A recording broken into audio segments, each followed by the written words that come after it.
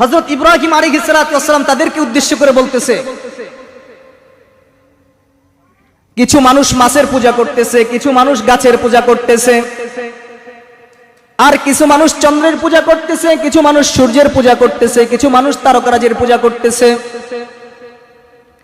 তাদেরকে উদ্দেশ্য করে হযরত ইব্রাহিম নবী আলাইহিস সালাতু ওয়াস সালাম বলেন, ফালাম্মা জান্না আলাইহিল লাইলু রাআ কাওকাবা,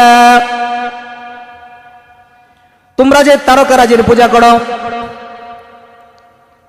তোমরা যে তারকারাজির পূজা করো, যখন রাত্র আচ্ছন্ন হয়ে গেল, কালো আধারে ঢেকে গেছে রাত্র, তখন আকাশ পানে তিনি তাকিয়ে তাকিয়ে বলতেছেন, কি সুন্দর তারকারাজি দেখা যাচ্ছে, আকাশ পানে কি সুন্দর তারকারাজি দেখা যাচ্ছে, এই তারকারাজি তো কতই সুন্দর, এত সুন্দর তারকারাজি, এত উপরে পুরা আকাশটাকে বেষ্টনী করে রেখেছে। এই তারকারাজির আলো যখন জমিনে পড়ে এত সুন্দর দেখা যায়, আর এতই উপরে, তখন বোঝা যায় যে এটাই আমার সৃষ্টিকর্তা হতে পারে। এটাই কি হতে পারে? সৃষ্টিকর্তা হতে পারে। ফালাম্মা জান্না আলাইহিল লাইলু রাআ কাওকাবা, ওই যে আকাশ পানে তারকারাজি দেখা যায়, ধারণাবশত বলেছেন হয়তো এটাই আমার সৃষ্টিকর্তা হতে পারে। قال هذا ربي, ইহাই আমার সৃষ্টিকর্তা হতে পারে। তারপরে যখন একটা সময় চলে যায়, রাত্রের মধ্যে তারকারাজি আর দেখা যায় না,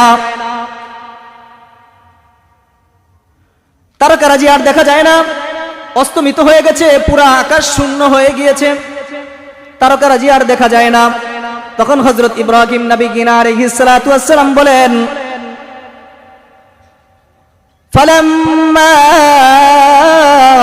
আফালা ক্বালা লা উহিব্বুল আফিলিন,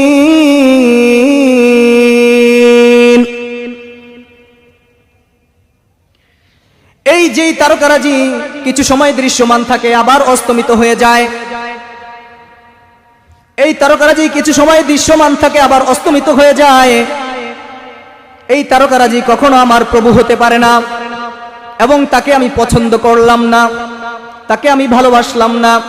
ফালাম্মা আফালা ক্বালা লা উহিব্বুল আফিলিন,